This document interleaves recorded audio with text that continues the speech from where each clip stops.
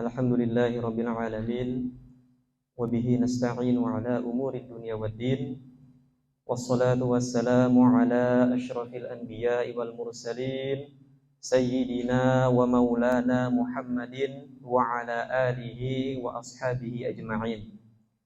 Rabbi shrah li sadri wa yassir li amri wahlul 'uqdatam min lisani yafqahu qawli, amma ba'du. Assalamualaikum warahmatullahi wabarakatuh. Alhamdulillah, segala puji bagi Allah yang atas limpahan nikmat dan hidayahnya lah pada hari ini, hari Rabu, tanggal berapa? 5 Oktober ya, 2022, atau bertepatan dengan insyaallah bertepatan dengan bulan Rabiul Awal ya. Bulan Ar-Rabiul Awal yang dimana umat Islam saat ini sedang merayakan Maulid Nabi Muhammad SAW. Kemudian kita haturkan, sampaikan salawat kepada baginda Nabi Muhammad SAW atas perjuangan beliaulah, sahabat-sahabatnya. Kemudian dilanjutkan oleh para tabi'in, tabi'ut tabi'in, sampai hari ini syiar Islam masih menggema ya, di bumi kita Nusantara Indonesia, dan mudah-mudahan sampai kelak nanti kita, anak-anak kita, cucu-cucu kita akan melanjutkan perjuangan tersebut. Amin ya rabbal alamin. Ibu-ibu semua, adik-adikku semua yang dirahmati Allah Subhanahu wa taala. Ini kedua kalinya saya ke sini dan merupakan sebuah kebahagiaan bertemu dengan ibu dan adik-adik semua. Terutama tadi pas saya awal datang, Masya Allah disambut dengan pembacaan surat Al-Mulk. Ya, betul ya. Surat Al-Mulk dan juga surat Al-Qalam. Insyaallah itu sebuah hal yang sangat menyenangkan ya. Dan surat Al-Mulk ini, sebelum kita masuk ke pengajian kita, surat Al-Mulk ini memiliki keutamaan yang sangat luar biasa. Kalau disebutkan dalam hadis itu, ya, barang siapa yang membaca 30 ayat, ya, betul 30 ayat surat Al-Mulk, ya, maka akan terbebas dari siksa kubur. Ya, terbebas dari siksa kubur.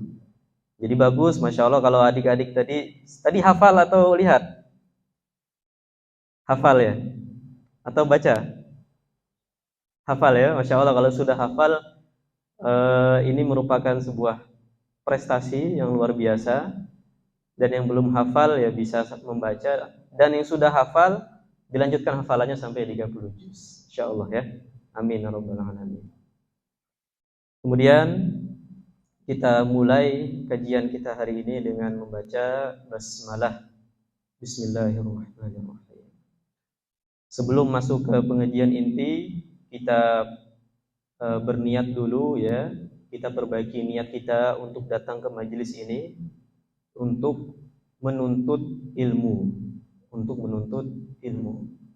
Karena dalam hadis disebutkan bahwa barang siapa yang keluar dari rumahnya untuk menuntut ilmu, maka dia berada fi sabilillah, maka dia berada di jalan Allah Subhanahu wa taala hatta yarji, sampai dia pulang ke rumahnya. Jadi buat kita semua yang hadir di sini, terutama saya pribadi, kita niatkan untuk sama-sama menuntut ilmu. Dan itu terhitung sebagai jihad fisabilillah sampai kita pulang nanti ke rumah. Kemudian yang kedua, karena ini di masjid, di rumah Allah, kita niatkan untuk beriktikaf. Ya, beriktikaf. Karena iktikaf tidak terbatas dengan waktu. Ya, kita niatkan sama-sama dalam hati kita, saya niat iktikaf karena Allah Subhanahu wa taala. 1, 2, 3.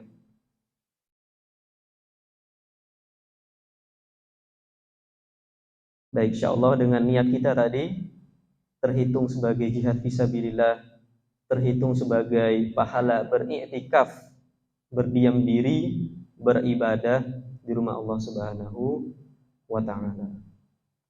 Baik, ibu-ibu sekalian, jamaah sekalian yang dirahmati Allah, hari ini kita akan melanjutkan pengajian kita dengan tema tadabbur surat Al-Waqi'ah. Tadabbur surat Al-Waqi'ah.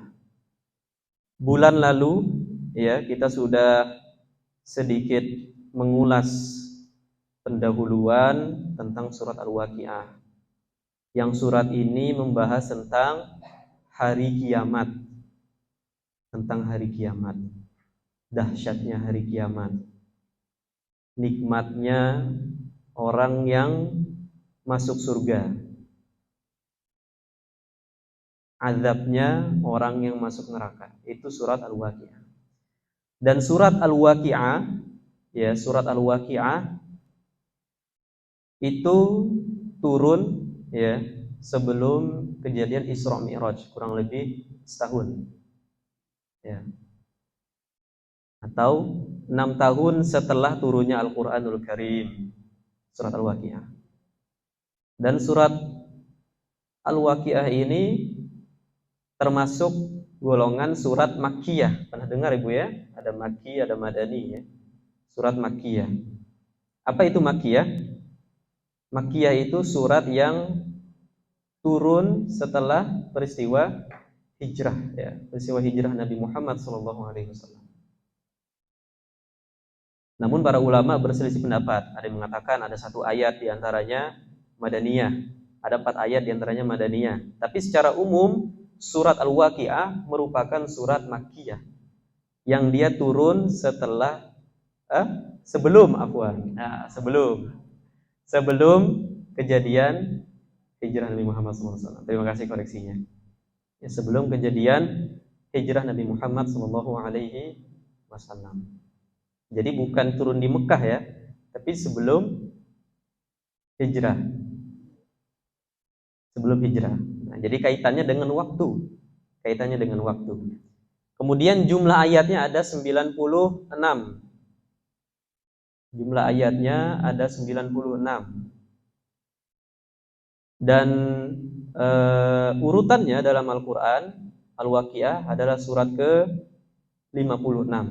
Surat Al-Waqiah adalah surat ke-56. Dan surat Al-Waqiah ini diapit ya oleh 2 surat Madaniyah. Apa saja itu?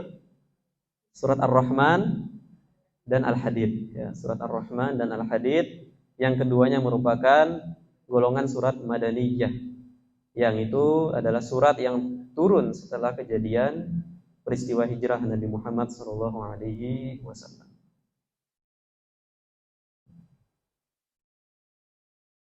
Dan juga jamaah sekalian, surat Al-Waqiah ya merupakan surat mufassal. Pernah dengar ya? Surat mufassal.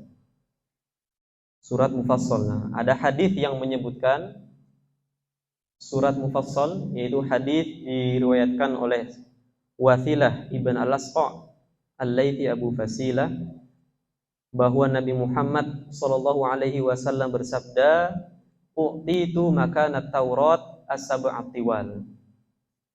Aku diberikan 7 surat yang panjang sebagai pengganti Taurat. Taurat itu kitab suci ya, yang diturunkan Allah kepada Nabi siapa Bu? Nabi Musa alaihissalam, Taurat. Kemudian wa u'titu makanaz zabur al-mi'in. Dan aku diberikan oleh Allah Subhanahu wa taala, kata Nabi, surat Al-Mi'in. Nanti kita akan bahas ya. Surat Al-Mi'in sebagai pengganti daripada Zabur. Zabur adalah kitab suci yang diturunkan Allah kepada Nabi siapa? Daud alaihissalam. Zabur. Wa u'titu makanal Injil al-Mathani. Dan aku diberikan surat-surat Mathani sebagai pengganti kitab Injil. Kitab Injil diturunkan ke Nabi Isa alaihissalam. Dan wa fuddiltu bil mufassal. Dan aku diberi kemuliaan, kata Nabi Muhammad SAW, dan aku diberi kemuliaan dengan surat mufassal. Kemudian mufassal terbagi menjadi 3. Kita tulis nggak apa-apa ya?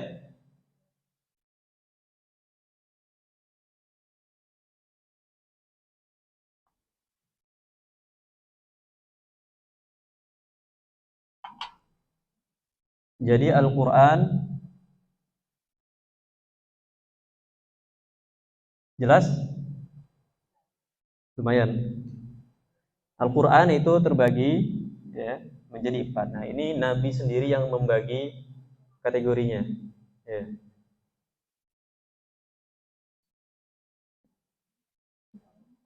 Oh iya sih.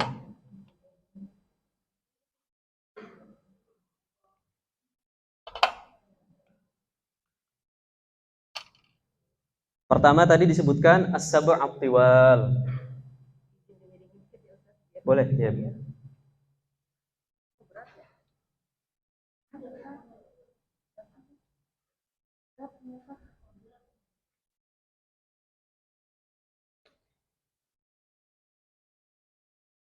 Ya. Jelas? Pertama as-sab'u at-tiwal. As-sab'u at-tiwal. As-sab'u at-tiwal. As-sab'u at-tiwal ini sab'ah berapa? Sab'ah. Sab'ah 7. Kalau 4 arba'ah ya. Sab'ah ini ya dimulai dari surat Al-Baqarah. Setelah Al-Baqarah ada apa? Ali Imran. Setelah Imran ada apa? An-Nisa. Setelah Nisa ada Al-Maidah. Setelah Al-Maidah ada Al-An'am. Al-An'am ada Al-A'raf. Setelah A'raf ada Taubah. Nah, ini berapa nih? 1, 2, 3, 4, 5, 6. Tapi yang ketujuhnya ulama berbeda pendapat. Ada yang mengatakan At-Taubah ya.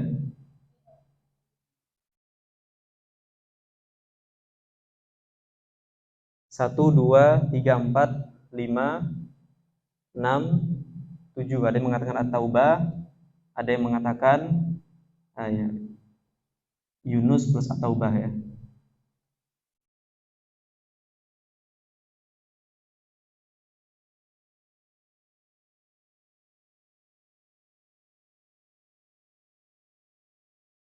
Kemudian setelah As-Sab' At-Tiwal ada Al-Mi'in. Nah, Al-Mi'in. Al-Mi'in itu dari mi'atun. Apa arti mi'atun? 100. Masya Allah, betul 100. 100 buat ibu. 100. Nah, 100 ini kurang lebih ayat surat Al-Quran yang ayatnya kurang lebih 100. Ini untuk Al-Mi'in ya. Surat yang kurang lebih 100 ayat.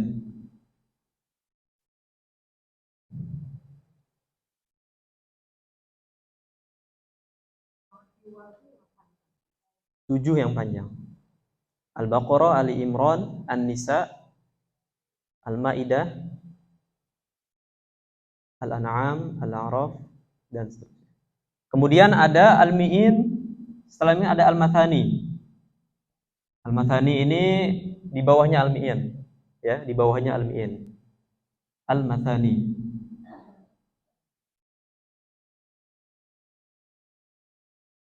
Di bawah Al-Mi'in. Dan yang terakhir ini yang akan kita bahas Al-Mufassal. Al-Mufassal. Al-Mufassal. Al-Mufassal itu dari, kenapa disebut Al-Mufassal? Karena dia terbagi-bagi. Ya, surat yang ayatnya itu pendek-pendek terbagi-bagi, terpotong-potong, ya, terbagi-bagi atau terpotong-potong. Dan Al-Mufassal dibagi menjadi 3.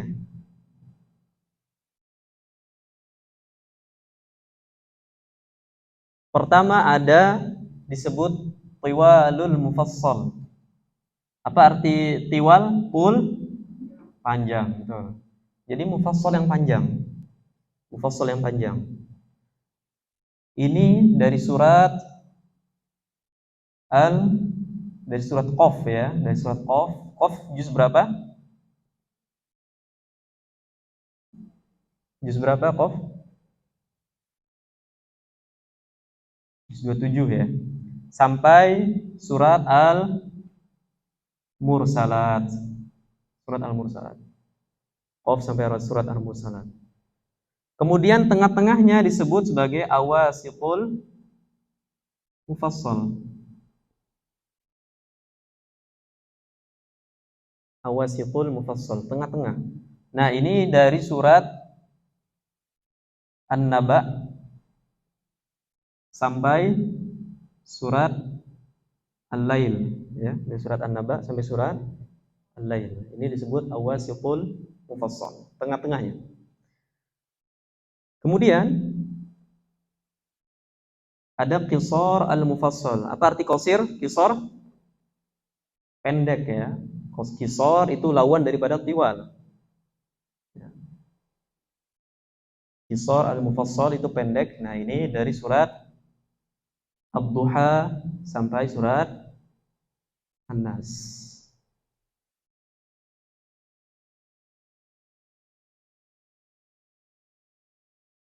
Secara umum Nabi Muhammad SAW membaca surat Tiwalul Mufassal ketika sholat subuh. Subuh ya, masih ngantuk-ngantuk, bangun tidur, baca surat Tiwal Mufassal. Luar biasa, ya luar biasa. Begitulah Nabi dan para sahabatnya sangat semangat dalam beribadah. Bayangkan subuh-subuh membaca surat ini. Kalau kita subuh baca paling apa? Ya Al-Kafirun misalnya, surat Al-Lail. Tapi Nabi ketika imam membaca surat ini, surat antara surat Qaf dan surat Al-Mursalat. Dan awasitul mufassal ini secara umum di salat Isya.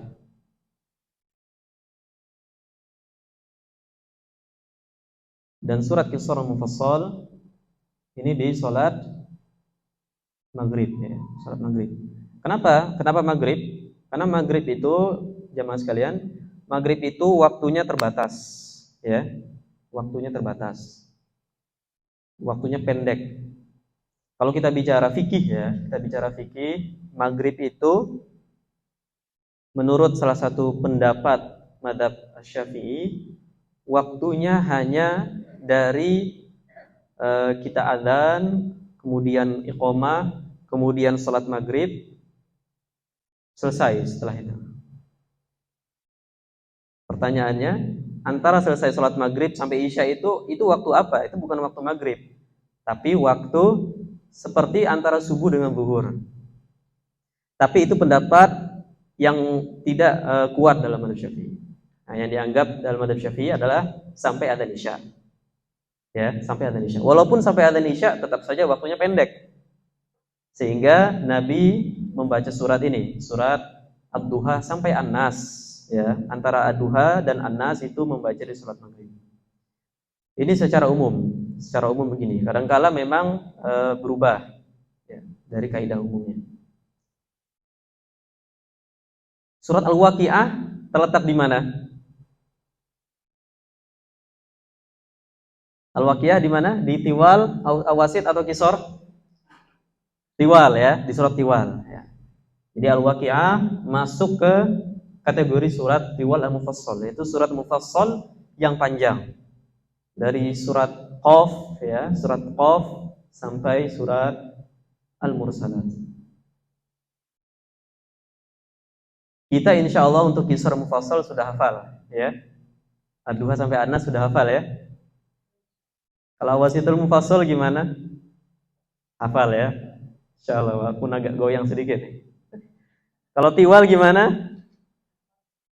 Ya, Tiwal insyaallah walaupun tidak hafal kita baca. Tapi buat adik-adik hafalin semuanya ya, dari Al-Baqarah sampai An-Nas. Oke, siap ya? Hafalin semuanya dari Al-Baqarah sampai An-Nas.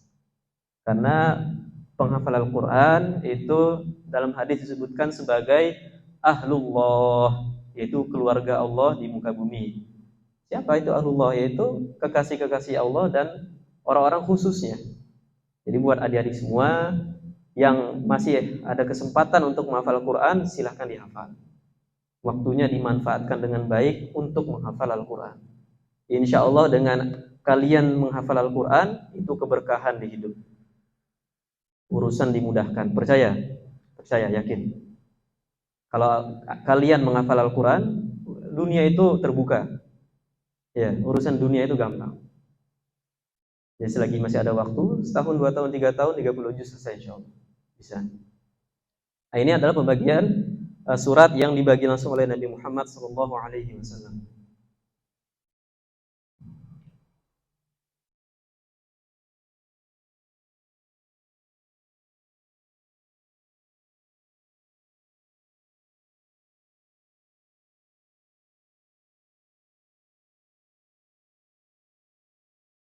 Nah, hadis ya, ada sebuah hadis dari Jabir bin Samurah, wa kana yaqra'u fil fajri al-waqi'ata wa nahwaha minas suwar. Adalah Nabi Muhammad sallallahu alaihi wasallam membaca dalam salat subuh surat Al-Waqi'ah. Masya Allah. Salat subuh, Bu, surat Al-Waqi'ah. Gimana semangatnya sahabat, semangatnya Nabi dalam beribadah? Nabi yang dosanya sudah diampuni, dosa lampau ataupun yang akan datang diampuni, sahabat juga ya, beberapa dijamin masuk surga tapi masih semangat dalam beribadah. Nah, kita walaupun tidak bisa menyaingi mereka, setidaknya mendekati. Setidaknya kita ambil yang bisa kita lakukan.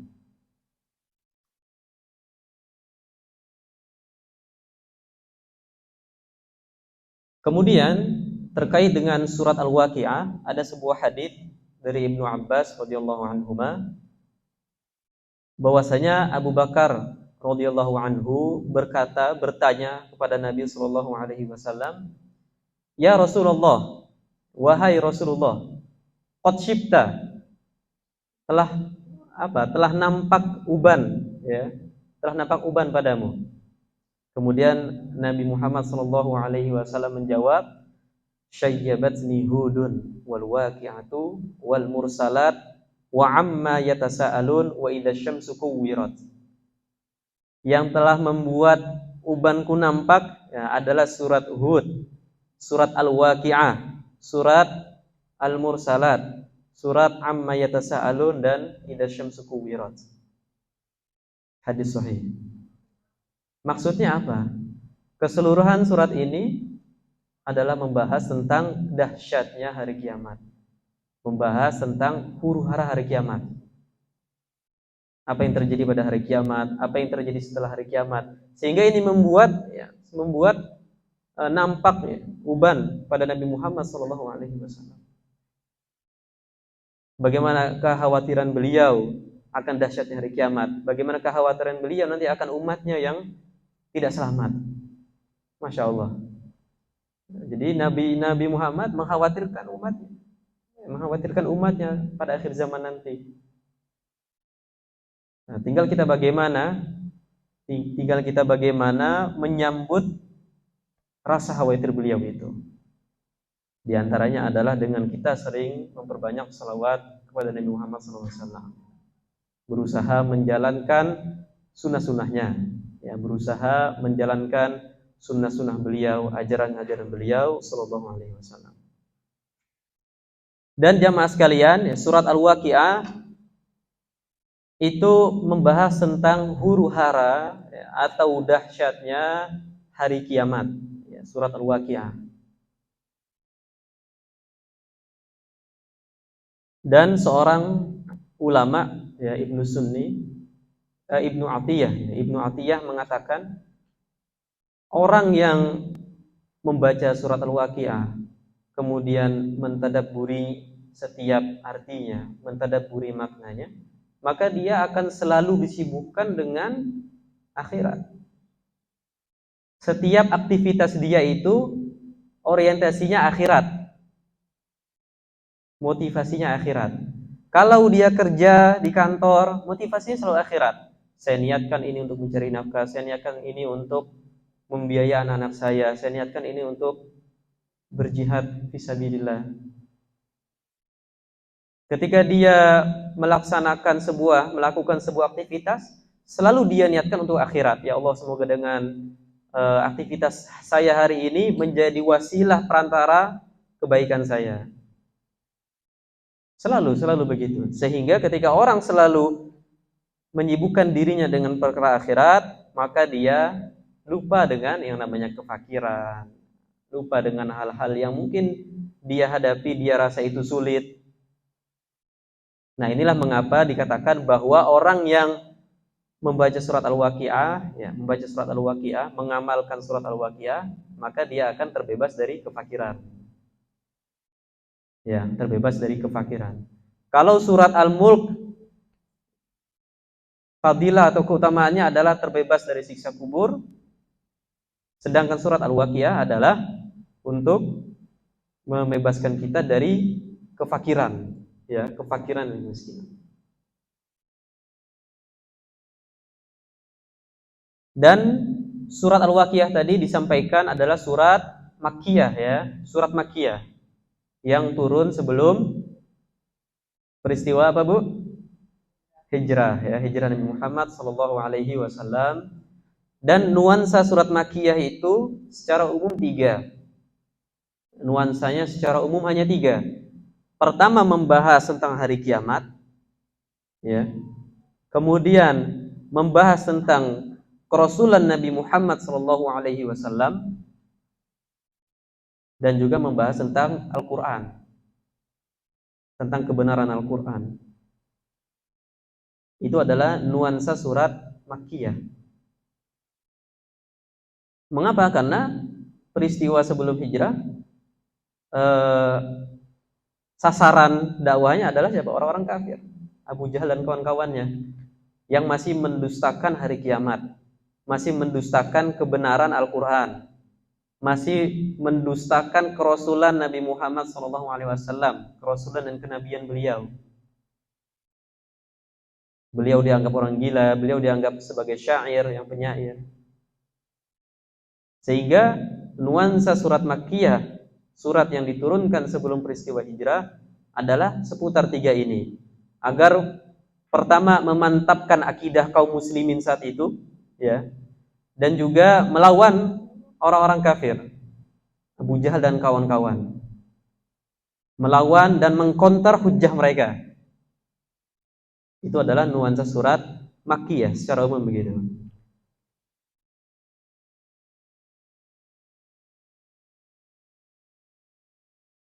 Kemudian kita masuk ke ayat pertama. A'udzu billahi minasyaitonir rajim. Bismillahirrahmanirrahim. Idza waqa'atil waqi'ah. Apabila terjadi hari kiamat. Dan hari kiamat, jemaah sekalian, pasti terjadi. Hari kiamat pasti terjadi. Banyak sekali dalil yang menunjukkan hari kiamat pasti terjadi. Di antaranya firman Allah Subhanahu wa taala, wa annas sa'ata atiyatun la raiba fiha. Dan bahwa hari kiamat akan datang, la raiba fiha, tidak ada keraguan padanya. Wa annallaha yab'atsu man fil qubur. Dan Allah Subhanahu wa taala akan membangkitkan siapa yang ada di kuburan. Dalam ayat lain Allah Subhanahu wa taala berfirman, innas sa'ata la'atiyatun la raiba fiha walakinna aktsaran nasi la yu'minun. Sesungguhnya hari kiamat itu akan terjadi, akan datang. Tidak ada keraguan padanya. Walakinna aktsaran nasi la yu'minun. Akan tetapi kebanyakan manusia tidak beriman.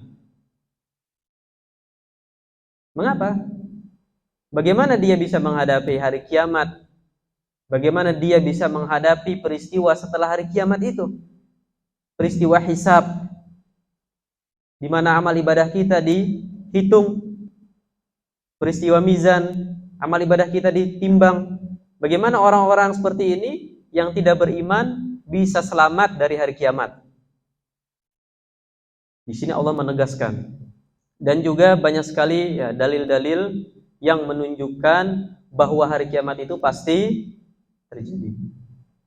Dalam hadis disebutkan terjadinya pada hari apa? Hari Jumat. Ini Jumat mana? Indonesia, Jumat Amerika, Jumat Tokyo, Jumat mana ini? Nah, ketahuilah jemaah sekalian, hari kiamat hukum yang berlaku itu beda dengan hari-hari biasanya. Kalau hari biasa ya sekarang hari Rabu. Di negara lain mungkin masih Selasa. Mungkin masih ada yang Rabu. Gimana hari kiamat ini Jumat mana ini? Atau kejadiannya parsial? Kiamat di sini dulu, Jumat besok di negara lain, enggak. Hukum berbeda. Hukum sudah berbeda. Allah menyatukan semuanya pada hari Jumat. Kalau kita bicara hari kiamat, maka hukumnya lain. Pernah saya sebutkan bulan lalu, di antara hukum yang ya berbeda dengan hukum dunia sekarang adalah gravitasi. Ya, pernah saya singgung bagaimana di hadis disebutkan ketika orang di padang mahsyar dikumpulkan sedang menunggu persidangan, menunggu amal ibadahnya dihisab, ada ya matahari didekatkan, ada yang keringatnya sampai lututnya, ada yang keringatnya sampai pahanya, ada yang keringatnya tenggelam dalam keringatnya. Kalau kita bicara logika, bagaimana bisa? Seharusnya menyebar toh keringatnya. Kalau bicara gravitasi. Tapi di hari kiamat, di padang mahsyar dan seterusnya, hukum sudah berbeda. Ya, dan semua ini ya kehendak Allah. Innallaha ala kulli syai'in qadir. Allah berkuasa atas segala sesuatu. Semua kematian tidak ada kematian. Kematian sudah disembelih dalam bentuk kambing. Tidak ada namanya pergantian hari abadi. Dan hukum-hukum lain. Kalau kita bicara hari kiamat dan seterusnya, maka hukumnya sudah berbeda. Dan juga kenapa dinamakan Al-Waqi'ah? Al-Waqi'ah merupakan salah satu nama dari hari kiamat. Dinamakan Al-Waqi'ah karena Al-Waqi'ah itu artinya adalah yang pasti terjadi. Yang pasti terjadi. Itu pendapat pertama. Dan juga kenapa dinamakan Al-Waqi'ah? Pendapat kedua adalah likathratil waqa'i fiha. Karena banyak sekali peristiwa-peristiwa dahsyat yang terjadi padanya. Bayangkan dimulai dari manusia dibangkitkan dari kubur, kemudian diarahkan kemana? Ke padang mahsyar. Yang mana di padang mahsyar itu kita dikumpulkan tanpa busana, tanpa sehelai benang pun. Tapi tidak ada yang peduli dengan sekitarnya. Tidak ada yang peduli dengan samping kiri, kanan, depan, belakangnya. Likulli imri'in yauma idzin sya'nun yughni. Wujuhun yauma idzin musfirah dhahikatun mustabsyirah dan seterusnya. Pada hari itu setiap orang sibuk dengan urusannya masing-masing. Dia enggak mikir depannya siapa, belakangnya siapa. Yauma yafirul mar'u min akhihi wa ummihi wa abihi. Pada hari itu dikumpulkan padang mahsyar, orang akan kabur dari saudaranya. Tidak peduli. Wa ummihi wa abihi. Akan kabur dari ibu bapaknya. Wa sahibatihi wa bani, dari istrinya, dari anak-anaknya, dari pasangannya. Tidak ada yang peduli. Semua peduli, semua khawatir dengan hisabnya. Semua khawatir dengan amal ibadahnya. Apakah amal ibadah yang saya lakukan di dunia ini diterima Allah atau tidak? Karena jamaah sekalian, kita sholat, kita sedekah, kita melakukan amal ibadah lainnya, malaikat raqib atid mencatat, ya itu amal baik. Malaikat raqib mencatat itu amal baik. Tapi malaikat tidak mencatat niatnya, hanya mencatat yang nampak saja. Dicatat, oh fulan bersedekah pada hari ini sekian, dianggap amal baik. Adapun niatnya malaikat tidak tahu. Itu urusan Allah Subhanahu wa taala. Apakah ibadah kita diterima? Itu urusan Allah Subhanahu wa taala. Jadi jangan kita terpukau, terperdaya dengan banyaknya amal soleh kita, tapi niat kita salah. Banyak amal ibadah kita, tapi motivasinya salah. Dianggap catatan amal ibadah kita sudah banyak, tapi ternyata di sisi Allah itu nol.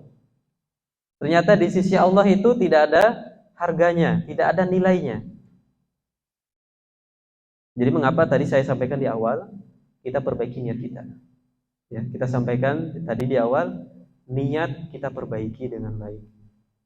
Karena dengan niat ini, apakah amal kita bernilai pahala atau tidak? Karena dengan niat ini, apakah amal kita diterima atau tidak? Kita dicatat hadir di majelis oleh malaikat raqib, ya. Apakah itu berpahala? Di sisi Allah, Allah yang tahu. Apakah diterima atau malah berdosa karena niatnya lain? Bisa saja. Walaupun di catatan amal baiknya terhitung sebagai ibadah. Jadi hati-hati. Apapun aktivitasnya, kita niatkan, selalu kita jaga niat. Selalu kita jaga niat. Ketika ada hal-hal yang mengganggu niat kita itu, kita buang jauh-jauh, kita istighfar. Karena manusia sejatinya tidak bisa terbebas dari yang namanya dosa. Terutama dosa kecil. Nggak ada yang bisa terbebas dari dosa kecil. Kita diam di rumah pun pasti dosa. Pasti. Jadi sehari itu jangan sampai kita lepas dari yang namanya beristighfar. Nabi saja itu 70, 100 ya, kali istighfar. Itu Nabi loh. 70, 100. Kita berapa kali kira-kira? Setelah sholat mungkin 10 ya. 5 waktu 50. Sisanya? Nah ini jadi PR buat kita semua. Kalau lagi diem, gak ada kerjaan, daripada scroll medsos, ya buang-buang waktu berjam-jam, kita beristighfar. Istighfar, kita sholawat. Simpel bu, ya simpel. Sebetulnya wirid-wirid, zikir-zikir itu simpel-simpel aja. Dengan kita istighfar itu, dosa diampuni, rezeki lancar, urusan kita dimudahkan. Di surat Nuh disebutkan begitu.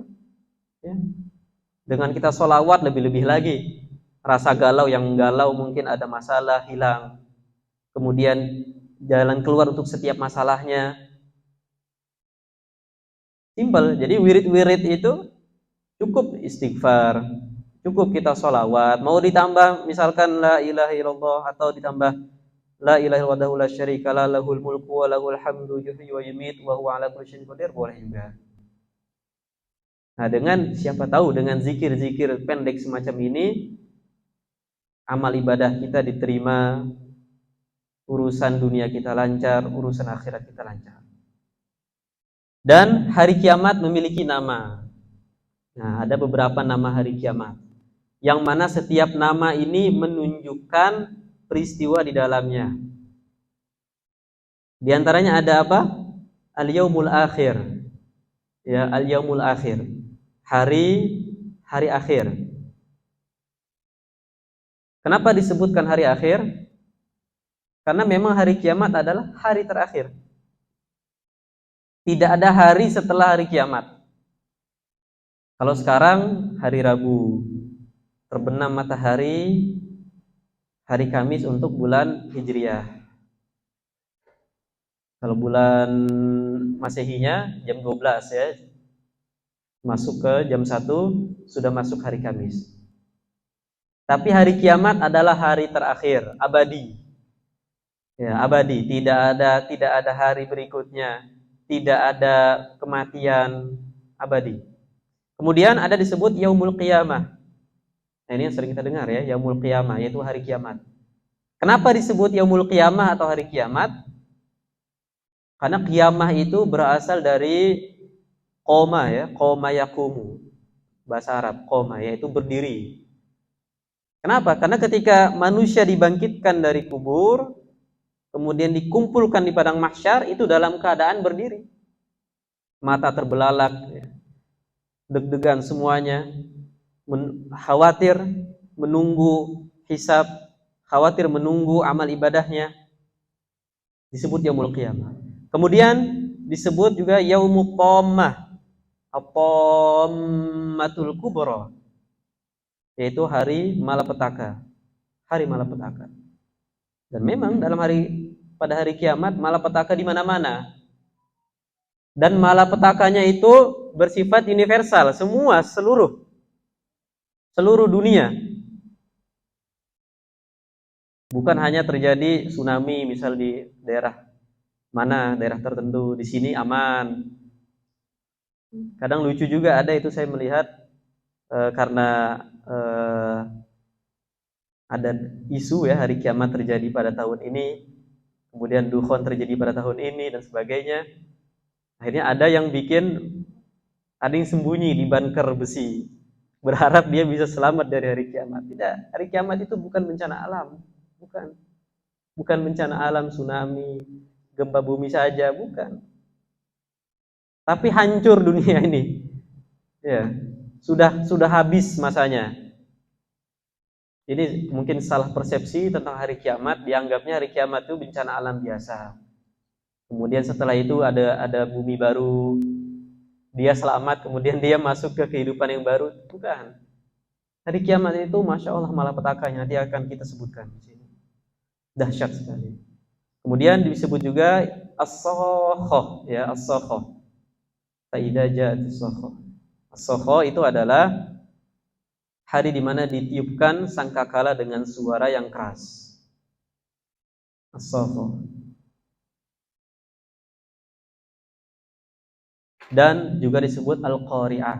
Al-qari'ah adalah hari yang mengetuk, ya, hari yang mengetuk hati-hati manusia dengan keras. Kemudian ayat kedua, laisa liwaqa'atiha kadhibah. Tidak ada pendusta yang mendustakan hari kiamat ketika terjadi.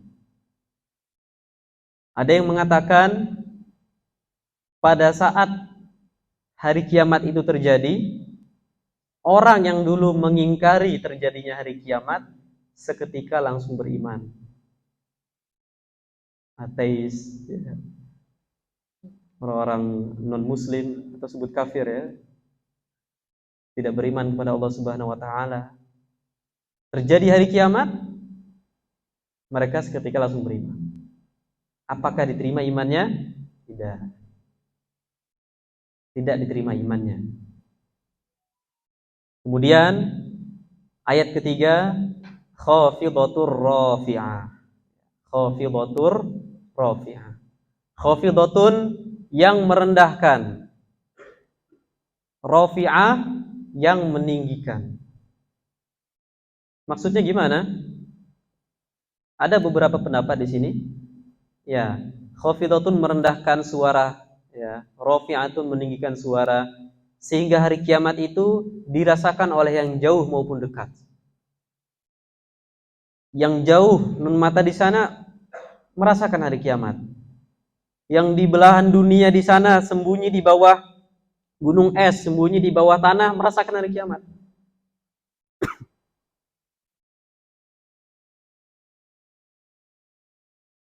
Kemudian yang kedua, khafidatun merendahkan orang-orang yang dahulu di dunia itu tinggi jabatannya, tinggi status sosialnya, namun tidak beriman kepada Allah, dan Allah rendahkan mereka. Rafi'atun, khafidatun rafi'ah yang meninggikan dahulu orang-orang yang beriman, orang-orang yang rajin ibadahnya, tapi dari status sosialnya rendah, dari ekonominya rendah, termasuk orang-orang yang golongan yang ya golongan rendah di masyarakat. Tapi ketakwaannya, ibadahnya Masya Allah sangat rajin. Nah, pada hari kiamat Allah akan meninggikan orang-orang yang, merendahkan orang-orang yang tadi dan meninggikan orang-orang yang beriman kepada Allah tapi statusnya rendah. Ini merupakan keadilan Allah Subhanahu wa taala. Karena begini jamaah sekalian, seringkali kita itu, ya, bahkan barometer di dunia ini seringkali kita tidak tepat. Kita menilai seseorang hanya dari luarnya. Kita menilai seseorang itu dianggap cocok dengan kita, satu circle istilahnya. Satu circle dengan kita anggap teman, kita hargai dia. Tapi ada orang-orang yang kita lihat kayaknya ini nggak cocok sama saya. Mungkin dari status sosialnya, mungkin dari ekonominya, mungkin dari tampang, dari rupanya, kita rendahkan dia. Dan begitulah barometer di dunia ini.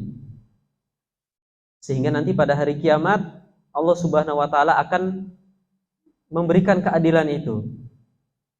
Karena sesungguhnya barometer yang akan digunakan nanti pada hari kiamat, standar yang akan digunakan nanti pada hari kiamat adalah at-taqwa, bertakwa. Ya, inna akramakum indallahi atqakum. Sesungguhnya yang paling mulia di antara kalian adalah yang paling bertakwa.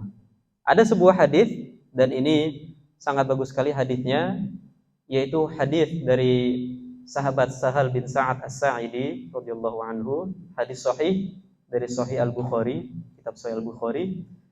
Marra rajulun ala Rasulillah sallallahu alaihi wasallam. Lewat seseorang di hadapan Rasulullah sallallahu alaihi wasallam.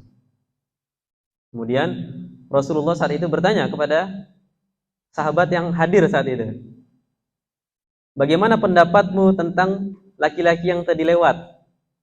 Ya. Mereka pun menjawab sahabat, qalu hariyun in khotoba an yankah. Ini orang ini Masya Allah nih, yang tadi lewat barusan. Secara nampak terlihat begitu, Masya Allah. In khotoba an yankah, kalau dia khidbah melamar perempuan langsung diterima. Wa in syafa'a an yushfa. Kalau dia kasih rekomendasi orang yang tadi lewat ini, maka akan diterima rekomendasinya. Wa in qala an yustama. Dan kalau dia ngomong orang yang lewat tadi itu, omongannya akan didengar. Kemudian Nabi pun diam. Qala tu masakan. Nabi pun diam. Kemudian lewat lagi orang lain. Ya. Orang yang pertama tadi mungkin dilihat dari, wah Masya Allah nih orang secara perawakannya bagus, status sosialnya tinggi, mungkin orang kaya, mungkin orang yang berpengaruh di kaumnya. Sehingga sahabat mengatakan, ya ini orang yang bagus, kalau dia melamar seorang perempuan akan diterima, kalau dia ngasih rekomendasi diterima rekomendasinya, kalau dia ngomong akan didengar. Kemudian lewat orang yang kedua. Nah, orang yang kedua ini lewat, dan ini orang yang min fuqara'il muslimin, termasuk orang-orang fakir. Orang-orang fakir. Kemudian Nabi pun bertanya lagi kepada sahabat, kalau yang ini gimana? Ma taquluna fi hadza? Kalau menurut antum ini gimana? Orang yang fakir ini. Qalu, sahabat menjawab, hariyun in khotoba an la yunkah. Ini orang ini kalau ngelamar enggak diterima lamarannya. Kalau dia melamar wanita, ini orang ini enggak diterima lamarannya. Wa in syafa'a la yushaffa. Kalau orang ini ngasih rekomendasi, enggak diterima rekomendasinya. Wa in qala an la yustama. Dan kalau orang ini ngomong, enggak akan didengar omongannya. Bayangkan ya, Bu ya, perbedaan antara orang pertama dengan orang kedua tadi. Kemudian Nabi, nah ini Masya Allah nih. Kemudian Nabi Muhammad SAW pun menjawab, hadza khairun min mil'il ardi mithlahana. Orang yang kedua tadi lewat, orang fakir yang tadi lewat itu lebih baik daripada orang yang pertama, bahkan satu dunia orang yang pertama. Masya Allah. Secara zahir, secara nampak, kita melihat orang yang pertama ini yang bernilai, mempunyai satu sosial yang tinggi, mempunyai pengaruh yang kuat, sehingga apapun yang dia lakukan itu akan dilihat. Itulah penilaian manusia. Ya, penilaian manusia. Dan ketika ada orang fakir yang lewat, mungkin perawakannya kurang rapi, kotor dan sebagainya, lusuh. Sehingga orang melihat itu, wah ini orang enggak banget nih. Ini orang kalau ngelamar enggak akan diterima. Ini orang kalau ngomong enggak akan didengar. Wajar ya? Wajar. Karena manusia, dan manusia itu memang ditugaskan untuk menghukumi yang nampak saja. Jadi ada sebuah kaidah bagus buat kita, itu nahkumu bidh-dhawahiri. Kita itu ya ibu-ibu, kita menghukumi orang itu dari nampaknya saja. Kalau orang ini baik, kita hukumi dia baik. Kalau orang ini banyak amalnya, kita hukumi dia orang yang baik, orang yang beriman. Jangan kita cari-cari dalamnya, jangan-jangan gini, jangan-jangan gitu. Oh, kemarin si fulana, waduh bahaya. Wallahu yatawalla asrair, dan Allah lah urusan apa yang tersembunyi. Apakah niatnya salah, apakah motivasinya salah, itu urusan Allah, bukan urusan kita. Nah, jadi jangan sampai kita mengambil tugas Allah ya.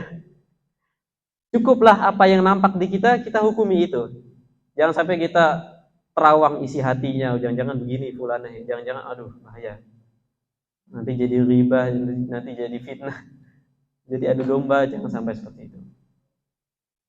Nah, barometer di dunia ini yang sering kali kita salah dalam menilai, nanti pada hari kiamat Allah akan samaratakan itu. Orang yang tadi fakir, yang dianggap tidak pantas, Allah akan tinggikan dia. Sebaliknya orang yang tadi yang pantas dunia, Allah rendahkan dia. Ya, karena dunia ini merupakan darul ghurur, ya. Darul ghurur yaitu penuh tipu daya, ya. Penuh muslihat. Sehingga yang paling mulia di antara di sisi Allah Subhanahu wa taala adalah inna akramakum indallahi atqakum. Sesungguhnya yang paling mulia di antara kalian adalah yang bertakwa. Ada hadis satu lagi, ya, ada hadis satu lagi dari Atha bin Abi Robah. Ini muridnya Ibnu Abbas radhiyallahu anhu. Ibnu Abbas berkata kepadaku, kata Atha, ya, ala urika imra'atan min ahlil jannah, maukah engkau aku perlihatkan seorang perempuan yang termasuk ahli surga? Qultu bala, aku pun menjawab iya. Qala hadhihi al-mar'atus sauda. Ini perempuan yang kulitnya hitam ini yang nanti akan masuk surga. Mungkin kalau di dunia perempuan yang hitam ini dianggap sebagai seorang yang rendah, enggak pantas di masyarakat. Mungkin akan dikucilkan, mungkin akan dibuli. Tapi ternyata dia termasuk ahli surga. Nah, inilah di antara contoh ya barometer manusia dalam menilai orang itu seringkali salah. Dan pada hari kiamat Allah akan samaratakan itu, Allah akan adilkan semuanya menjadi satu. Orang yang pantas masuk surga, yang bertakwa, maka Allah akan masukkan. Sebaliknya orang yang di dunia ini punya jabatan, punya pengaruh, tapi tidak beriman kepada Allah Subhanahu wa taala, maka Allah akan rendahkan dia. Jadi hati-hati jamaah sekalian, jangan sampai kita terpedaya dengan diri kita sendiri. Kita merasa punya pengaruh, kita merasa punya segalanya sehingga kita merasa tinggi, jangan sampai. Tetaplah kita tawadhu, tetaplah kita rendah hati ya, bukan rendah diri ya. Kita merendah karena sejatinya semua adalah titipan dari Allah Subhanahu wa taala. Dan ayat keempat, idza rujjatil ardu rajja. Apabila bumi diguncangkan sedahsyat-dahsyatnya. Apabila bumi diguncangkan sedahsyat-dahsyatnya.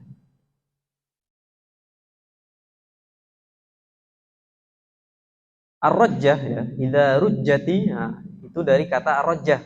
Ar-rajjah. Ar-rajjah itu kata Ibnu Abbas, al-harakatu syadidatu yusma'u laha saut. Ar-rajjah itu adalah gerakan yang hebat, yang ada suaranya, itu ar-rajjah.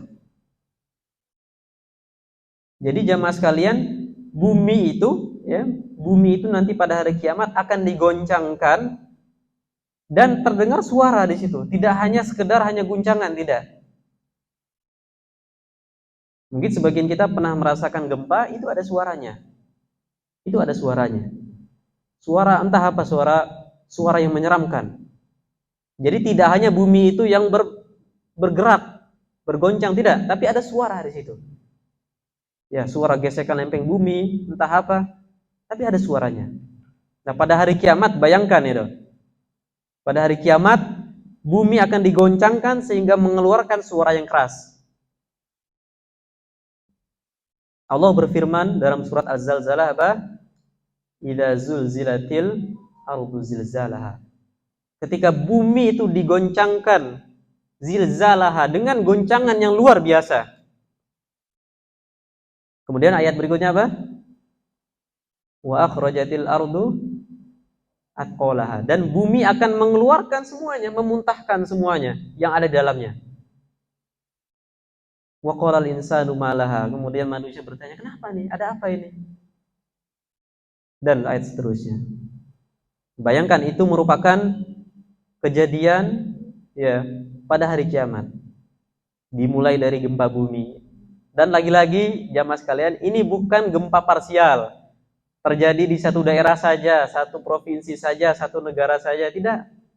Terjadi di seluruh dunia. Kalau kita melihat gempa di Jepang, sering gempa, ya kita khawatir bagaimana terjadi di negara kita. Terjadi di negara kita di beberapa tempat saja kita khawatir. Bagaimana kalau terjadi di tempat tinggal saya? Kita melihat di televisi berapa banyak korban yang meninggal, berapa banyak kerugian, rumah-rumah hancur. Itu gempa parsial, Bu. Bayangkan pada hari kiamat, gempa itu universal, menyeluruh satu dunia ini. Tanah bergerak, bumi bergerak, mengeluarkan suara, memuntahkan semua yang ada di dalamnya. Masya Allah, kita membayangkan saja sudah tidak kuat. Ya, mudah-mudahan kita Allah berikan keselamatan. Allah berikan keselamatan, Allah berikan taufiknya, agar kita nanti ketika dikumpulkan pada padang mahsyar, kita bisa selamat, bisa mempertanggungjawabkan segala amal ibadah kita. Kemudian ada satu ayat juga ya, dalam surat Al-Hajj, ya ayyuhan nas ittaqu rabbakum inna zalzalatas saati syai'un 'adzim. Wahai manusia, bertakwalah kepada Allah Subhanahu wa taala. Inna zalzalatas saati syai'un 'adzim. Sesungguhnya goncangan gempa bumi pada hari kiamat syai'un 'adzim, sesuatu yang sangat luar biasa. Jangan sampai diremehkan. Begitu banyak sekali ayat-ayat Al-Qur'an yang menjelaskan, menekankan tentang kejadian ini. Makanya jangan salah ya, ayat-ayat ini sampai membuat Nabi kita Muhammad SAW itu nampak ubatnya. Justru kita yang harus lebih banyak kepanikannya, kekhawatirannya. Banyak ubannya, banyak khawatirnya, banyak masalahnya. Insya Allah uban itu tanda keberkahan hidup. Insya Allah ya, berkah hidup. Usia kita panjang, usia kita berkah, insya Allah. Kemudian ayat berikutnya adalah wabussatil jibalu bassa, dan gunung akan dihancurkan sehancur-hancurnya, seluluh-luluhnya. Nah, kita bicara seputar gunung. Nah, al-basu jamaah sekalian, wabussatil jibalu bassa. Al-basu itu seperti tepung. Kalau kita ya, kalau orang Arab biasa ngadon tepung itu, tepung untuk roti, ya, tepung untuk makanan khas mereka. Kalau kita bayangkan ada sebuah tepung, ya, gandum, di situ ada serbuknya, ya, serbuk kecil-kecilnya itu. Nah, nanti hari kiamat gunung akan dihancurkan seperti itu. Bayangkan gunung yang besar itu, ya, gunung yang besar itu hancur kemudian menjadi butiran debu. Makanya Allah Subhanahu wa taala menggunakan kata wabussatil jibalu bassa, dan gunung akan dihancurkan. Akan dihancurkan seperti debu. Dan kita tahu bahwa tahapan-tahapan gunung nanti. Nah, gunung itu kan gini, Bu, ya. Gunung itu kan fungsinya sebagai apa? Sebagai apa? Tiang, ya. Sebagai tiang, sebagai pasak, ya, sebagai pasak bumi ini agar tetap kokoh. Nanti hari kiamat tahapan pertama adalah gunung itu dicabut. Ada berapa gunung di dunia ini? Masya Allah, semuanya dicabut oleh Allah Subhanahu wa taala. dicabut sampai akar-akarnya. Dan yang kita lihat itu di permukaan mungkin hanya berapa persennya. Kita tidak tahu ada berapa ribu kilometer lagi di dalam. Tapi semua itu dicabut oleh Allah Subhanahu wa taala. Ya, dicabut oleh Allah Subhanahu wa taala. Kemudian setelah dicabut dijalankan oleh Allah Subhanahu wa taala. Dijalankan gimana? Kita bayangkan gunung itu dijalankan oleh Allah. Kal'ihnil manfush. Seperti wall yang diterbangkan. Gunung berjalan, Bu. Kita lihat gunung gede aja kadang ngeri kita. Di atasnya ada awan, ditutupi kabut, ngeri kita. Apalagi yang berapi. Ini gunung dicabut, kemudian dijalankan oleh Allah Subhanahu wa taala kal'ihnil manfush, seperti wall yang berterbangan. Dan tahapan yang ketiga adalah gunung-gunung yang tadi berjalan seolah itu ringan, sangat ringan, kemudian ditabrakkan oleh Allah Subhanahu wa taala.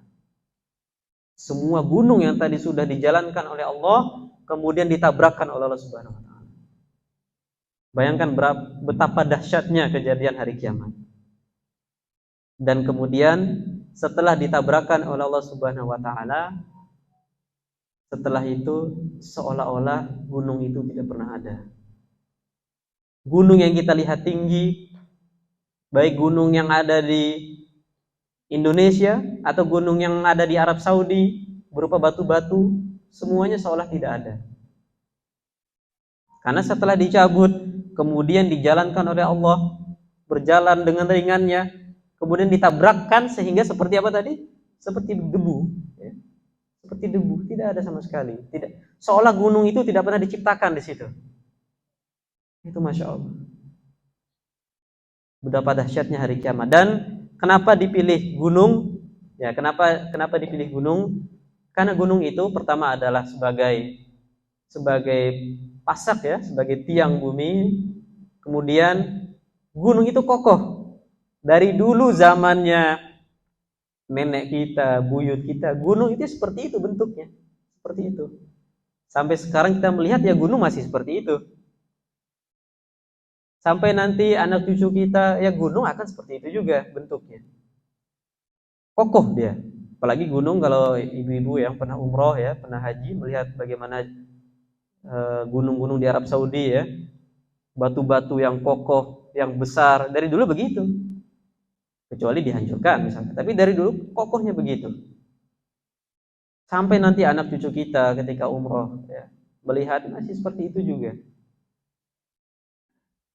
Sudah berganti musim berapa puluh kali musim itu, musim dingin, musim panas, tapi gunung masih kokoh di situ, kokoh pada tempatnya. Tapi pada hari kiamat itu akan dicabut, kemudian dijalankan, kemudian ditabrakkan menjadi butiran debu. Oh, Masya Allah. Bagaimana dengan kejadian itu tidak menambah keimanan kita, ya, tidak menambah rasa ketakwaan kita kepada Allah Subhanahu wa taala. Sebegitu kuatnya, sebegitu kuasanya Allah Subhanahu wa taala, sampai-sampai benda-benda yang kokoh itu dicabut oleh Allah, ditabrakkan seperti debu. Dan itu juga makhluk Allah Subhanahu wa taala. Sehingga jamaah sekalian, kita karena sudah jam 10.12 mungkin cukup, ya, untuk tanya jawab. Barangkali ini adalah sebagian, ya, ayat ke-5, ya, ayat ke-5 sebagian dari fenomena huru-hara yang terjadi pada hari kiamat. Insyaallah mudah-mudahan kalau masih ada kesempatan kita akan lanjutkan kembali pada ayat berikutnya. Mudah-mudahan dengan kelima ayat ini, ya, semakin menambah keimanan kita bahwa Allah itu maha kuasa atas segala makhluknya, ya. Apapun yang Allah kehendaki terjadi, ya, kun fayakun. Apapun yang Allah kehendaki pasti akan terjadi. Dan semakin mudah-mudahan dengan 5 ayat awal ini semakin menambah kedekatan kita, menambah ketakwaan kita kepada Allah Subhanahu wa taala, semakin menjadikan kita istiqomah, menjadikan kita konsisten dalam beribadah kepada Allah Subhanahu wa taala.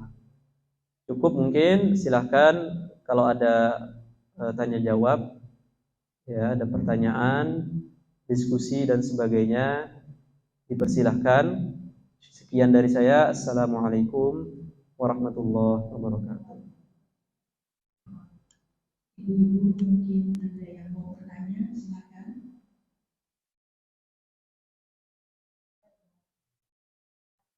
Ya, silakan Ibu.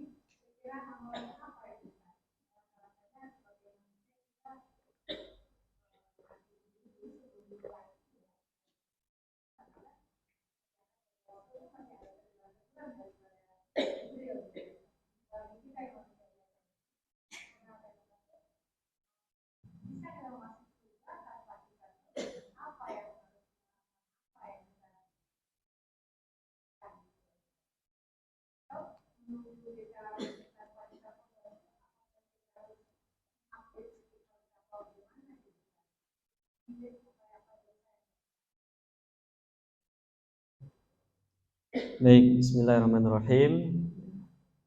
Bagaimana cara kita masuk surga tanpa hisab? Masuk surga tanpa hisab. Memang ada beberapa golongan-golongan yang akan masuk surga tanpa hisab. Ada golongan-golongan yang masuk surga tanpa hisab. Nah, ini diantaranya adalah, kalau disebutkan dalam hadis itu, diantaranya ada orang yang tidak meminta ruqyah. Ruqyah. Tahu ruqyah, Ibu? Ruqyah. Kalau orang kerasukan itu kan diruqyah biasanya. Diruqyah. Ada diantaranya juga orang yang tidak mengadu nasib mereka. Biasanya ini kebiasaan orang-orang Arab dulu. Dan juga para nabi-nabi, para rasul, mereka masuk surga bahkan bisa memberi syafaat. Apalagi Nabi Muhammad SAW, ya, memberi syafaat kepada umatnya. Dan Nabi Muhammad yang pertama kali akan membuka pintu surga. Masya Allah. Nabi akhir zaman, sebetulnya akhir zaman secara diutus, tapi kalau penciptaan di awal, itu ada pembahasan tersendiri. Itu diantara golongan-golongan yang masuk surga tanpa hisab. Sekarang ke kita, ya, kita gimana? Apakah mungkin kita masuk surga tanpa hisab? Jawabannya adalah mungkin.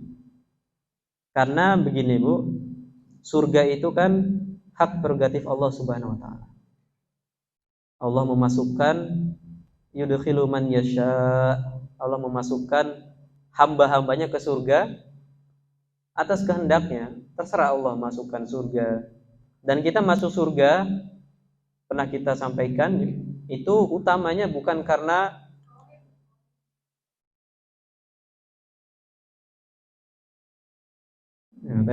utamanya bukan karena amal ibadah kita, tapi karena apa?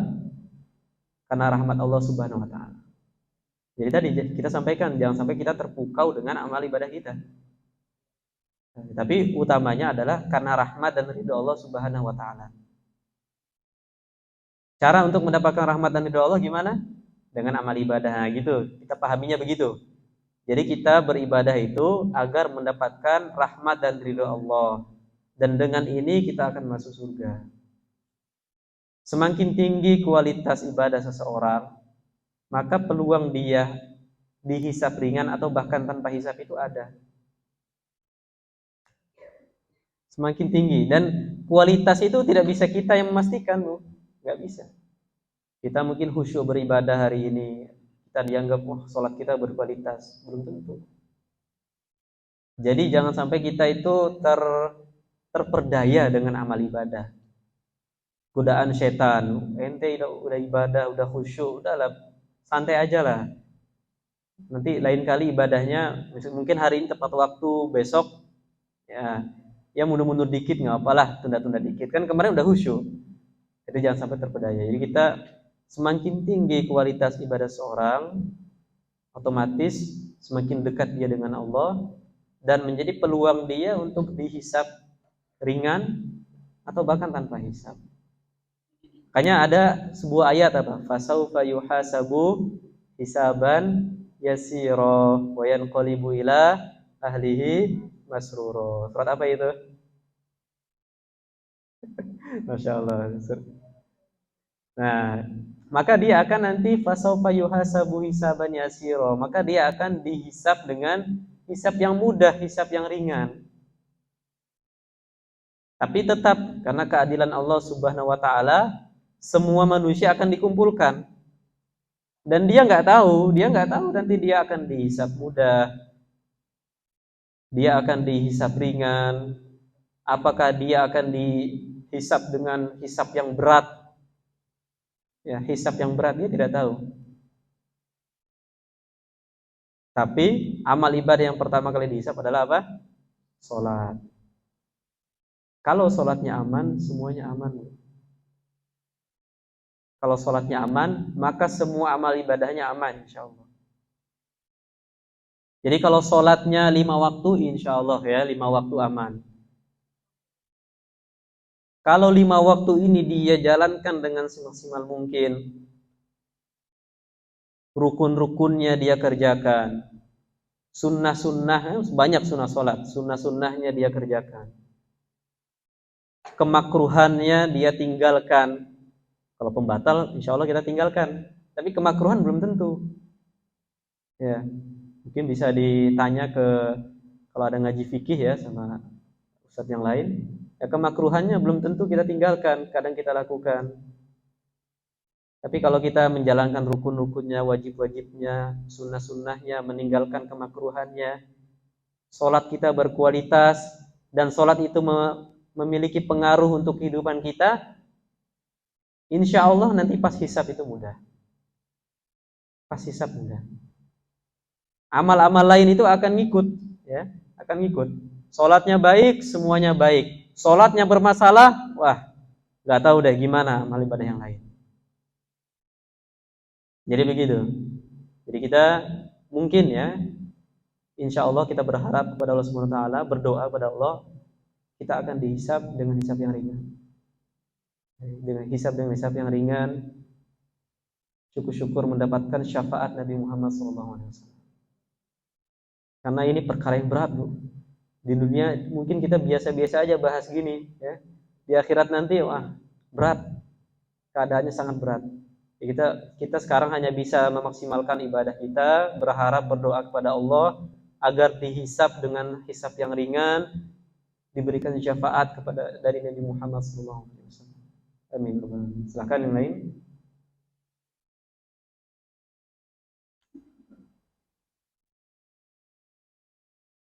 Ya.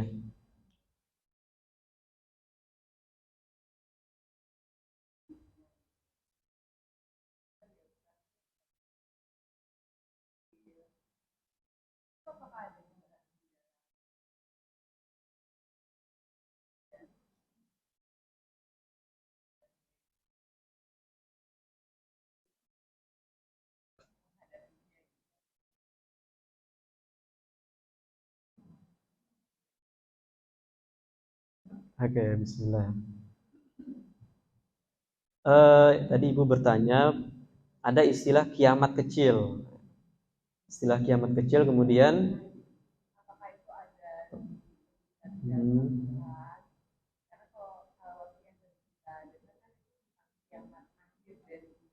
tuh.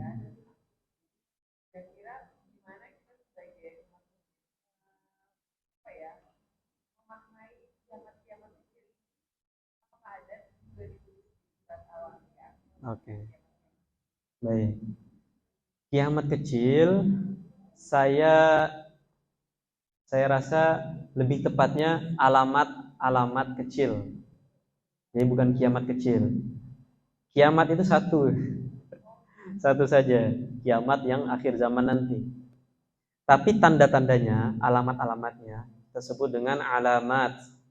tanda-tandanya itu ada tanda-tanda kecil, ada tanda-tanda besar. Tanda-tanda kecil itu menunjukkan bahwa kiamat itu akan terjadi pada waktu dekat. Nah, pada waktu dekat. Kemudian tanda-tanda besar itu sudah dekat, betul-betul dekat. Rentetannya itu sudah jelas. Nanti setelah ini kiamat, nah gitu. Di antara tanda-tanda kiamat kecil apa? Diutusnya Nabi Muhammad SAW, meninggalnya Nabi Muhammad SAW, di antara tanda kiamat kecil. Berakhirnya masa sahabat, ya, berakhirnya masa sahabat, terbelahnya bulan, di antara tanda bahwa akhir zaman memang sudah dekat dengan kiamat. Kemudian ada tanda lain apa? Banyaknya anak yang durhaka kepada orang tuanya, kepada ibunya khusus. Kemudian di antara tanda lain apa? Ada ya, orang-orang Arab dulu, kita tahu sekarang negara yang kaya, negara teluk itu apa? Uni Emirat Arab, ya. Terus negara apa lagi itu? Sekitarnya, Bahrain dan sebagainya. Dulu mereka apa? Dulu mereka negara yang miskin. Ya, kalau pernah mungkin melihat fotonya, bahkan disebutkan dalam hadis itu. Dulu mereka jalan dengan kaki telanjang, tanpa sendal, gersang, belum ada bangunan megah seperti sekarang. Terus Allah takdirkan muncul minyak, keluar minyak di situ, minyak bumi, jadilah sekarang negara yang kaya. Itu diantara tanda-tanda kiamat. Disebutkan dulu mereka penggembala kambing, ya, orang yang fakir. Kemudian Allah berikan karunia berupa minyak bumi. Sekarang jadi, masya Allah, sangat megah. Itu diantara tanda-tanda kiamat. Ya, antalidal amatu rabbataha wa antaral hufatal uratal ala taryashai yatatawlun fil bunyan. Itu diantara tanda kiamat tadi yang kita sebutkan. Tanda-tanda kiamat kecil. Kemudian tanda-tanda kiamat kecil tadi ya menunjukkan bahwa kita sudah berada di akhir zaman yang dekat dengan terjadinya hari kiamat. Api muncul dari negara mana itu? Madinah, ya. Sampai menerangi bumi Syam. Itu sudah terjadi. Bisa dilihat di Wikipedia itu. Sudah terjadi. Bahkan saya baca itu ada 90 lebih sampai 100 tanda-tanda kiamat kecil. Kemudian setelah tanda kiamat kecil, dunia masih berjalan, syiar Islam masih ditegakkan, namun kemaksiatan sudah merajalela. Muncullah tanda kiamat besar. Nah, ini urutan-urutan ini itu sudah sangat dekat dengan hari kiamat. Apa saja? Munculnya binatang melata di muka bumi. Ulama berselisih pendapat ya urutannya, yang pertama mana, yang terakhir mana. Muncul binatang melata, ya, pernah dengar ya? Binatang melata yang bisa berbicara. Kemudian terbenamnya matahari terbit di mana? Terbit di barat, terbenam di timur. Kemudian muncul dukhon. Ya, dukhon, asap yang membuat bumi itu gelap. Kemudian muncul Dajjal. Kemudian muncul Nabi Isa alaihissalam, turunnya Nabi Isa. Muncul Imam Mahdi dan sebagainya. Itu tanda-tanda kiamat besar. Setelah tanda-tanda kiamat besar ini, maka terjadilah hari kiamat. Begitu. Nah, kalau disebutkan begitu betul. Tapi kalau kita bisa saja menyebutkan kiamat kecil, bisa saja dengan gempa-gempa yang terjadi, bencana alam yang terjadi.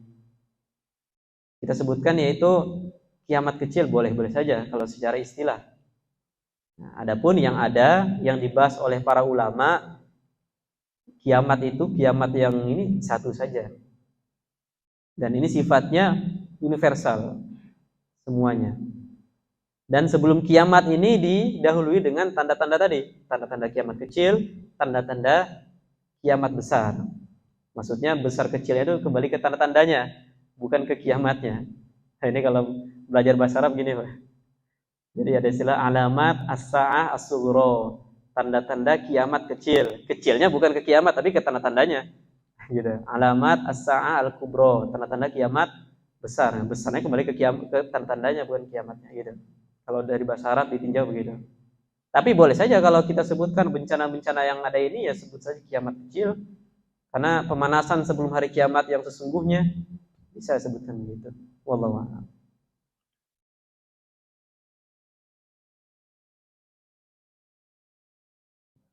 Ada yang mau bertanya lagi? Ya silahkan adik-adik. Anak-anakku, mungkin ada yang mau bertanya, silakan.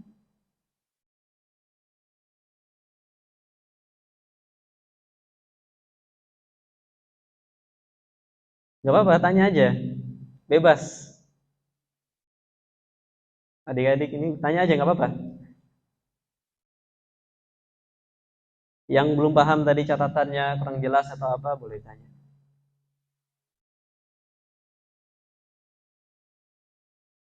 Ibu-ibu sudah Ada? Mau nanya? Mau?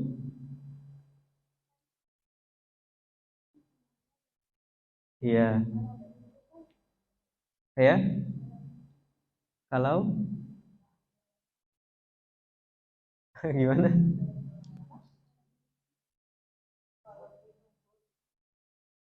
Gunung Hud? Coba diulang.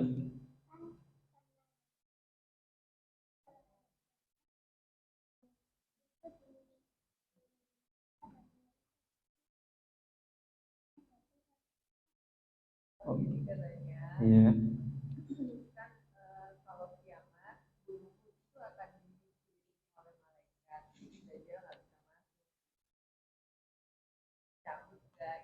Iya, termasuk. Termasuk. Kalau dari Dajjal, iya dijaga. Tapi hari kiamat semua gunung, bahkan Ka'bah saja dihancurkan. Dihancurkan oleh seorang dari Habasyah. Tanda kiamat juga itu termasuk tadi. Jadi ada seorang dari Habasyah. Habasyah itu sekarang apa ya? Ethiopia ya? Ethiopia. Ethiopia itu di mana? Di Afrika sana. Di bawah Sudan, tempat saya kuliah. Di bawah Sudan ada Ethiopia. Itu ada seorang dari Ethiopia nanti akan datang ke Ka'bah. Ka'bah dihancurkan, batu-batunya dihancurkan. Bayangkan, itu kehendak Allah Subhanahu wa taala. Apalagi gunung, semua gunung yang ada di muka bumi itu dihancurkan, dicabut dari akarnya, dijalankan oleh Allah, ditabrakkan seperti debu-debu yang berterbangan. Gitu. Silakan Ibu.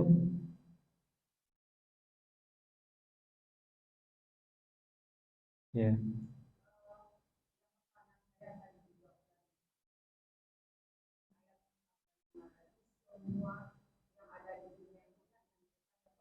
Betul.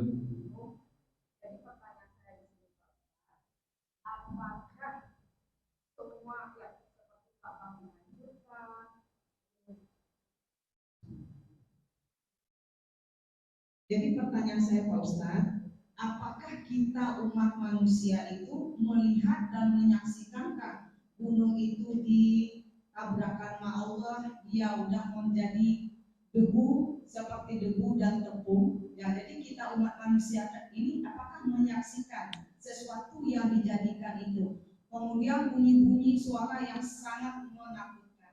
Apakah kita umat manusia ini menyaksikan dan melihat keadaan dan suasana yang sudah dihancurkan oleh Allah? Itu yang pertama Pak Ustadz. Kemudian yang kedua, tadi Pak Ustadz juga apakah saya salah dengar ya Pak Ustadz ya? Tentang kita dihisab. Pertanyaan saya, apakah manusia ini kalau dosanya banyak, apakah dia menyaksikan apa yang ditayangkan oleh Allah di hari kiamat tersebut? Kemudian yang kedua, apakah orang amal ibadahnya banyak, misalnya seperti Pak Ustadz yang sudah mengetahui, apakah suara yang sangat mengerikan itu juga mendengar? Sekian Pak Ustadz, terima kasih. Assalamualaikum warahmatullahi wabarakatuh. Assalamualaikum warahmatullahi wabarakatuh. Bismillahirrahmanirrahim. 3 pertanyaan tadi. Secara umum mirip-mirip ya pertanyaannya, mirip-mirip. Jadi kejadian hari kiamat yang tadi kita ceritakan itu hanya dirasakan oleh orang-orang yang tidak memiliki iman, tidak beriman. Kejadiannya, bagaimana gunung tadi dihancurkan, ya, bagaimana bumi tadi digoncangkan sedahsyat-dahsyatnya dengan suara-suara, itu dirasakan oleh orang-orang yang tidak beriman. Jadi sebelum ini terjadi, Bu, sebelum terjadi itu ada angin, ya, angin berhembus yang akan mencabut nyawa orang yang masih memiliki iman di hatinya. Itu di antara rahmat Allah Subhanahu wa taala gitu. Jadi orang-orang beriman itu tidak menyaksikan ini. Tidak menyaksikan ini. Tapi kalau dibangkitkan kemudian dikumpulkan di padang mahsyar semuanya dari zaman Nabi Adam sampai nanti hidup di akhir zaman, semuanya akan diminta hisab. Dan orang yang banyak dosanya atau yang banyak amal ibadahnya, ya semuanya rata di padang mahsyar, menunggu jalannya hisab. Walau ada beberapa golongan yang Allah berikan naungan di situ. Kita tahu panasnya nanti padang mahsyar gimana. Ya, sangat panas sekali. Sekarang kita nggak bisa membayangkan. Sekarang kita hanya bisa ya membaca kira-kira seperti ini. Tapi realnya itu bagaimana kita nggak bisa, sulit untuk membayangkan. Matahari didekatkan, kemudian keringatnya sampai ada yang tenggelam bahkan dalam keringatnya. Semuanya sama rata. Kecuali ada, nah ini penting ya, kecuali ada beberapa golongan, ada 7 ya, pernah dengar ada 7 golongan yang Allah berikan naungan di situ. Yang mana yang lain itu tidak Allah berikan naungan. Apa saja itu? Ada pemimpin yang adil. Ada kedua orang yang bertemu karena Allah, berpisah karena Allah. Berteman karena Allah, berpisah pun karena Allah. Yang ketiga ada orang yang berinfak. Tangan kanannya, ya tangan kirinya nggak tahu. Tangan kanannya berinfak, tangan kirinya nggak tahu. Maksudnya apa? Dia infak sembunyi-sembunyi, diam-diam berinfak. Ya. Jangan diam-diam nggak berinfak. Diam-diam berinfak kita. Harus begitu. Kemudian ada juga seorang lelaki yang dihadapkan oleh seorang wanita yang cantik jelita, mempunyai kedudukan. Kemudian sudah dekat zina, lelaki tersebut mengatakan, inni akhafullah, saya takut kepada Allah. Berapa banyak yang bisa seperti itu sekarang? Dalam keadaan seperti itu, seorang lelaki ada dalam satu ruangan dihadapkan oleh seorang perempuan yang cantik, sudah dekat untuk berzina, tapi lelaki tersebut mengatakan, inni akhafullah, saya takut kepada Allah. Berapa banyak seperti itu? Berat ya? Bahkan jangankan begitu, kadang lelakinya sengaja yang cari wanita dengan maksiat, berzina di luar, naudzubillah. Tadi 4 ya, 5 apa Bu? Saya agak lupa sedikit nih. Ada 7 golongan.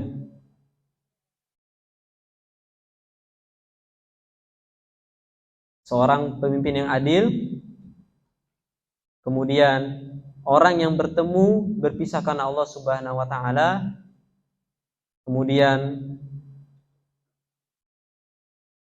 berinfak ya, sembunyi-sembunyi. Terus yang tadi laki mengatakan saya takut kepada Allah. 5 apa? Anda masih ingat? Boleh saya cari sebentar. Ini sangat penting, sangat penting. Ini kalau 7 ini kita ada di dalamnya, Masya Allah. Sehingga nanti kita pada hari kiamat nanti hisab, ya kita akan mendapatkan naungan Allah Subhanahu wa taala. Jadi kita berharap kita termasuk di antara 7 ini. Pertama, seorang pemimpin adil. Yang 4, yang kelima adalah seorang pemuda yang dibesarkan dalam ibadah kepada Allah Subhanahu wa taala. Seorang pemuda yang dibesarkan dalam ibadah kepada Allah.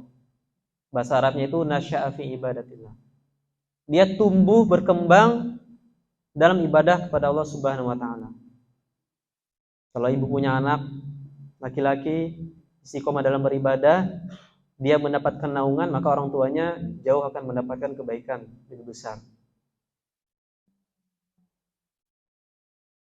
Kemudian yang keenam adalah seorang pemuda yang hatinya selalu terpaut kepada masjid. Seorang pemuda yang hatinya selalu terpaut, selalu terikat, mu'allaqun bil masajid, selalu terikat kepada masjid.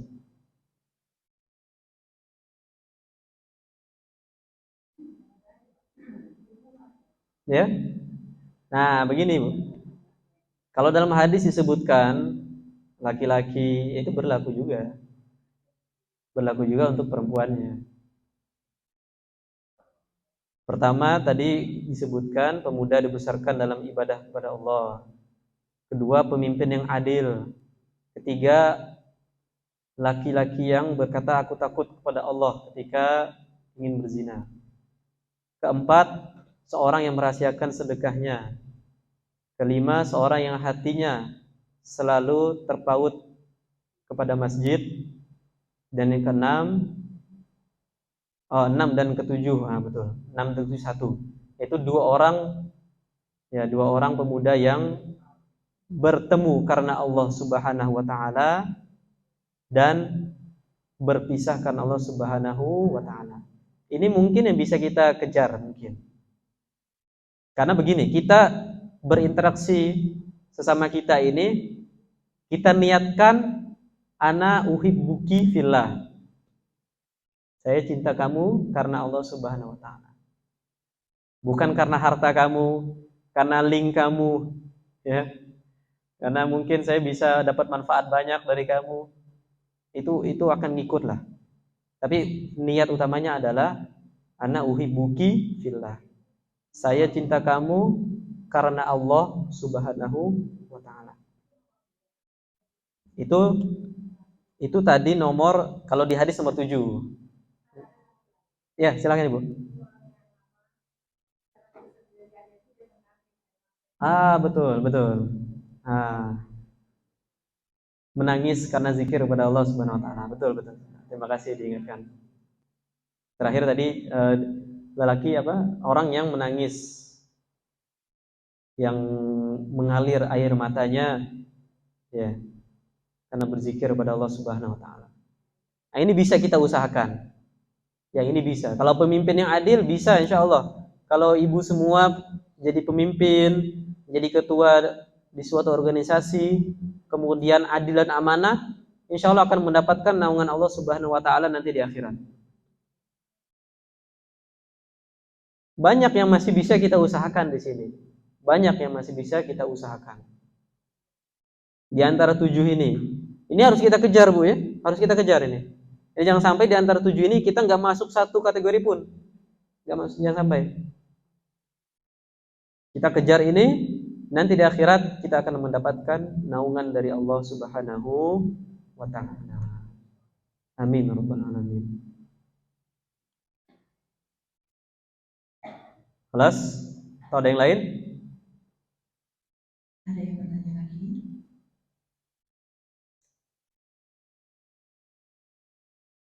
Sudah? Jika itu tutup doa, Ustaz.